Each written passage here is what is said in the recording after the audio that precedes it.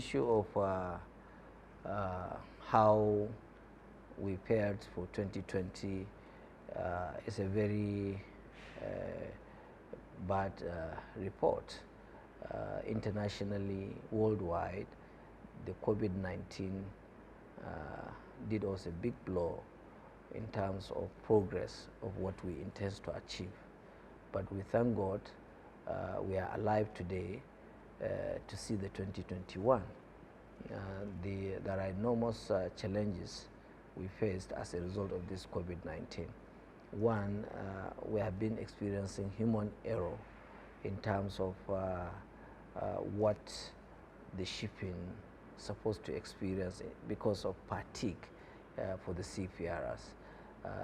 The COVID-19 affected seafarers so much that you know, we have to release you know, marine notices, the need to consider the seafarers as essential workers so that they will not have problems of movement. And then as a result of that fatigue and human errors, we begins to experience a lot of claims of insurance as a result of these problems of delay and other things like that.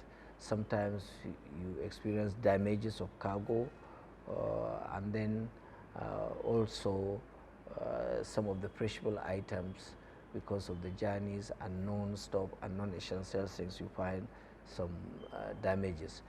There are issues of safety hazard also for our on our own ships and other things like that.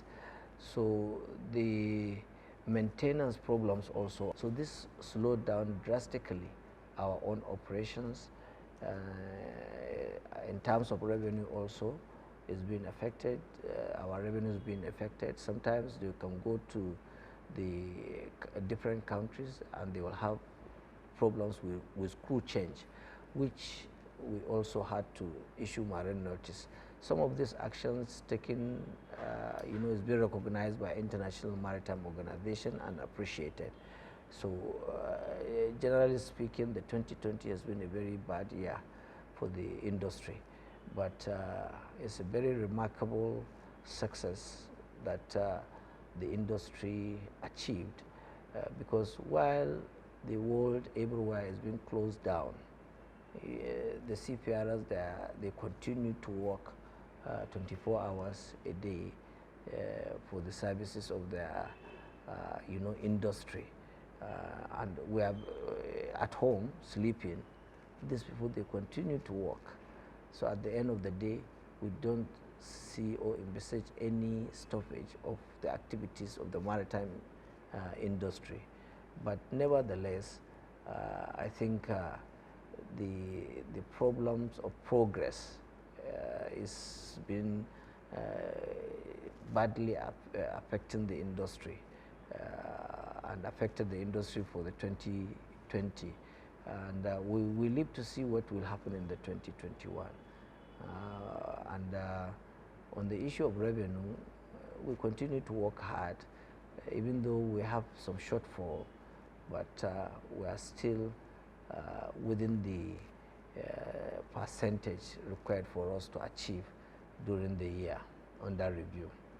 Now, on what we should envisage for the 2021, you know, as different countries and different professionals suggest that we have to, or suggested that we have to live with the pandemic. We have to learn to understand how we can, you know, navigate with the pandemic in place. So having that in mind, we set out a lot of action plans and roadmap that we intend to achieve. 3 weeks ago, we do record an average of 6 attacks per week within the Nigerian territorial water and Gulf of Guinea. Many a times, the international community do lump sum the pivot of attacks within the Gulf of Guinea with that of Nigeria because of the size and the economic positions of the country, the population of the country. They tend to believe that whatever happened in Gulf of Guinea is from Nigeria, and rightly or wrongly, Gulf of Guinea is Nigeria and Nigeria is Gulf of Guinea, because when you look at the map, you tend to agree that whatever transferred in Gulf of Guinea, Nigeria must have say. So what we intend to do, we have been working with the Joint Industry Working Group to be able to develop a kind of framework for the operations of maritime security within the Gulf of Guinea. Because internally, if we can, pay our own water and make sure that we don't have much problem in within our territorial water and the exclusive economic zone, then we seems to be a little bit comfortable. But you see, the international community, given the scenario and the position and the location of Gulf of Guinea and Nigerian economic position within the African countries or the countries within the Gulf of Guinea, we cannot isolate ourselves. So working with the industry working group, collaborating with the industry working group to make sure that we have a kind of framework that we can operate and make sure that we have a very calm and peaceful water within the 2021 is being put in place.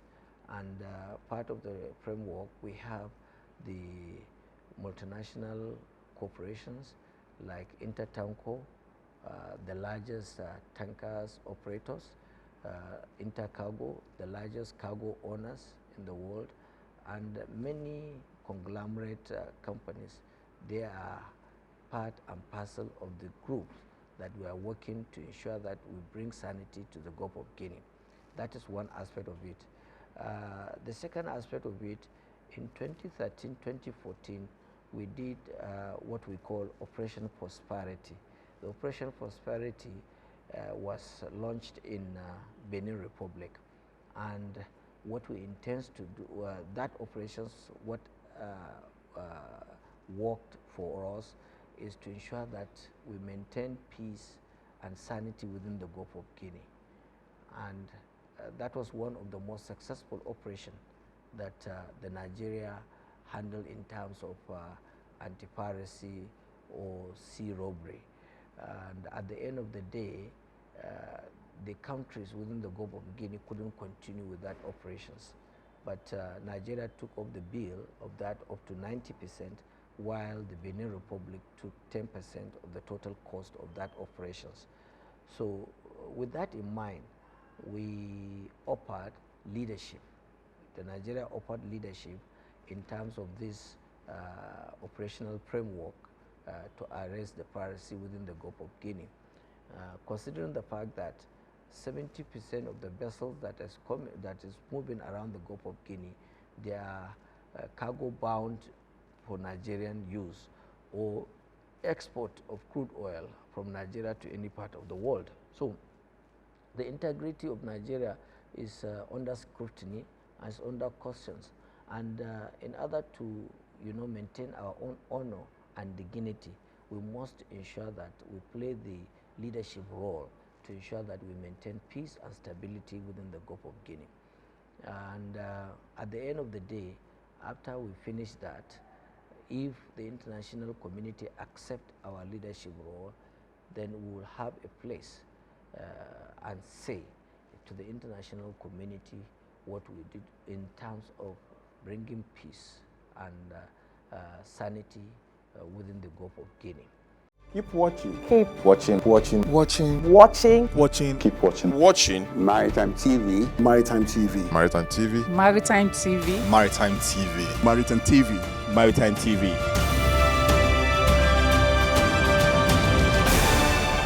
The Deep Blue project, as you know, is just meant for our own exclusive economic zone and Nigerian territorial waters. But at the end of the day, by the time we launch the project, if the international community accept our leadership offer, it will cost us nothing to include the operationality of the Deep Blue project within the Gulf of Guinea also, and that will help a lot. Presently, we receive more than 85% of these assets that are in Nigeria. What is left for us is human element, and the human element has to do with training of those people who are supposed to operate these assets. And at the end of the training, we hope to deploy this asset, which we hope before the end of March, we will deploy the entire asset. So with the deployment of this asset, maybe listeners would like to know what are those assets and how do we intend to manage and maintain the assets, who control the asset, who command the assets. So we are yet to develop the command and control. Any moment from now, we have the project management team and we have the project steering committee. The project steering committee is being chaired by two ministers, Minister of Defense and Minister of Transportation. And then the project management team is being chaired by the director in the Ministry of Defense and a director in the Ministry of Transportation as well. So we will now develop a kind of an organogram and then the workability and operationality of these assets. We have, among the assets, we have two special mission vessels which arrived. They are here at around Apapa here, the naval base in Apapa, and then two special mission vessels, three special helicopters, mission helicopters, two special mission aircraft, and then 17 interceptor boats, and then 16 armored tanks. Then we have what we call C4I and unmanned air drones.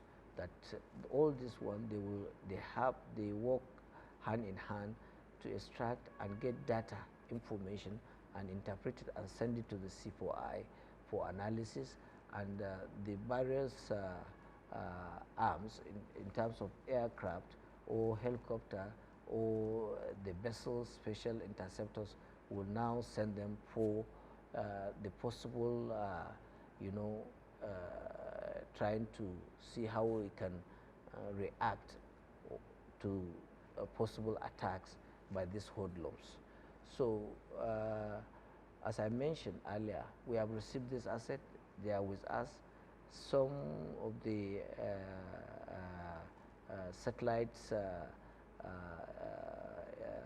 equipments are already in place, in use under the C4Is at Kirikiri. They are also in use now. So by the time we conclude the entire deployment and the training, now we deploy it, as I mentioned, sometimes around March this year.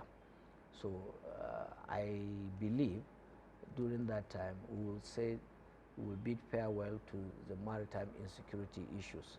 Now, in addition to this, these are reactive issues for this asset. Now, we also try to create a unit called Maritime Intelligence Unit.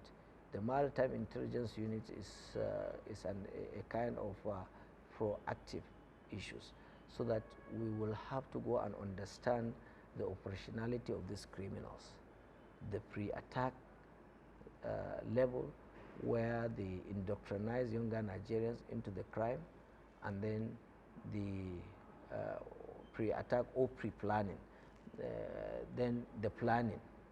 Where do they plan? Who and who are involved? What are the groups? Who are the gangs? Who is sponsoring the gangs? What type of weapons they are carrying? From where do they get these weapons? And so on and so forth.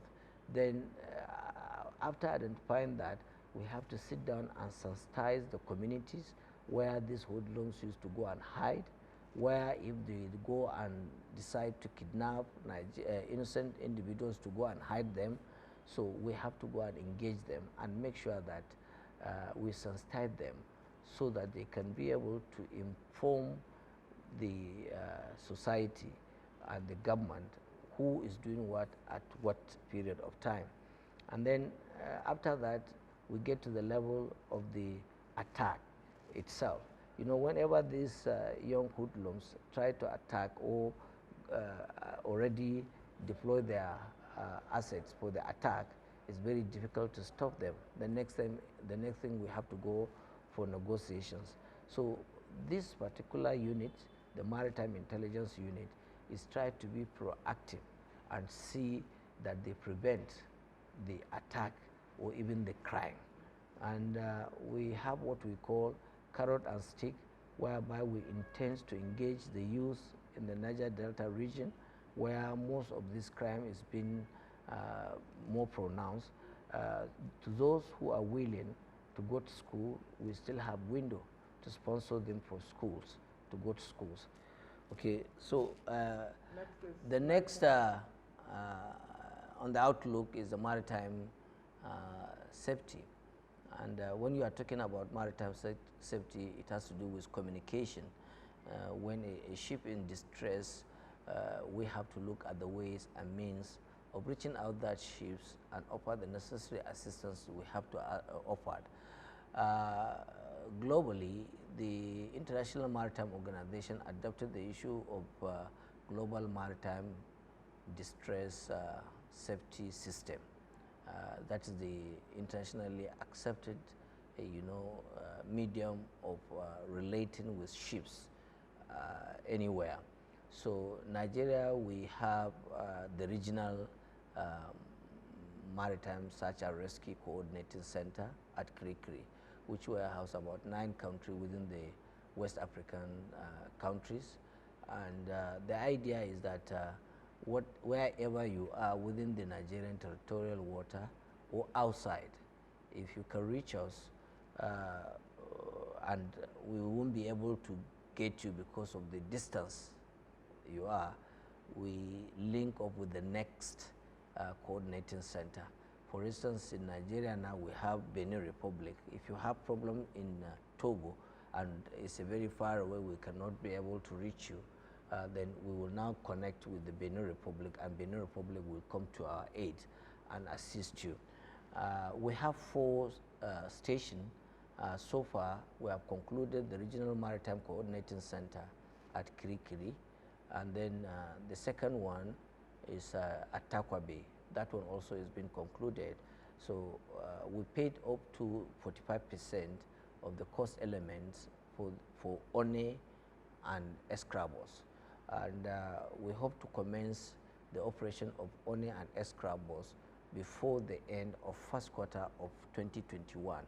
So generally, we are looking at within the third quarter of 2021, we will complete all our safety stations and will come in full-fledged operations by the third quarter of 2021.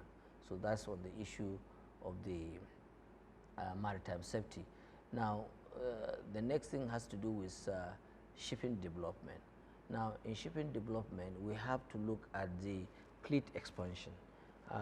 For about 1.5 decades now, we have been operating the cabotage regime, and we have been collecting levies, 2% levy on the contracts that has to do with the cabotage, known as CVFF, meant for cabotage vessel financing funds.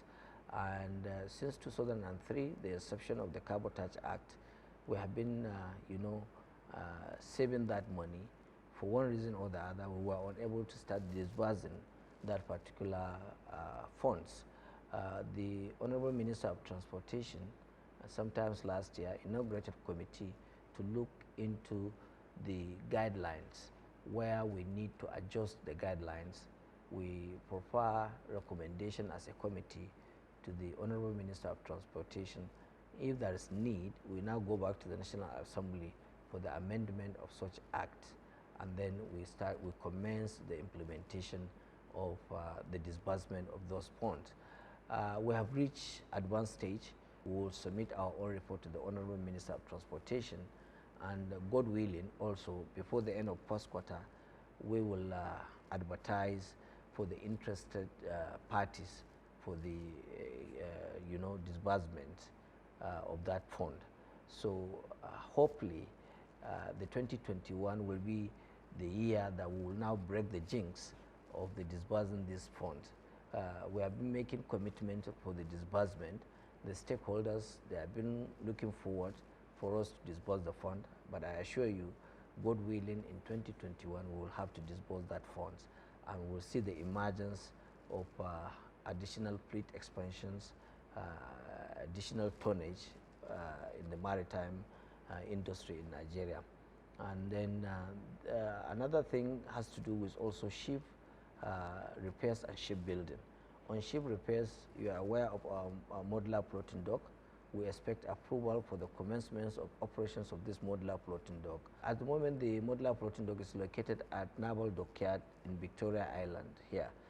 The PPP arrangement will be between NIMASA and the Nigerian Port Authority, and then a kind of ship management company that will manage the floating dock. And we have to go through ICRC for the issue of PPP's approval, and then we'll go ahead to start the operations of the modular floating dock.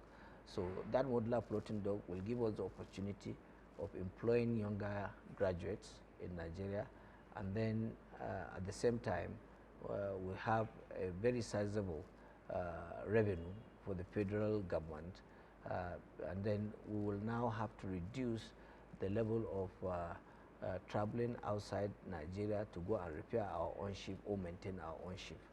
So that one also is coming in place. We are now taking audit of our own shipbuilding industry, what they are doing, whether they are operating in full capacity, and what we will have to do to encourage them.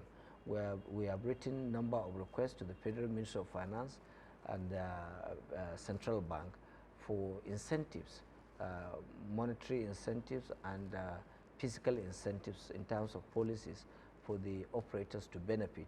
As you are aware, there are a lot of benefits approved by federal government for various sectors, but the maritime industry, we were unable to get anything. So for the first time we just received a letter from the Central Bank requesting for a meeting between the agency, the industry players and the Central Bank to see the areas they will have to provide such monetary incentives for us. And then on the issue of Ministry of Finance, the industry players, they held a number of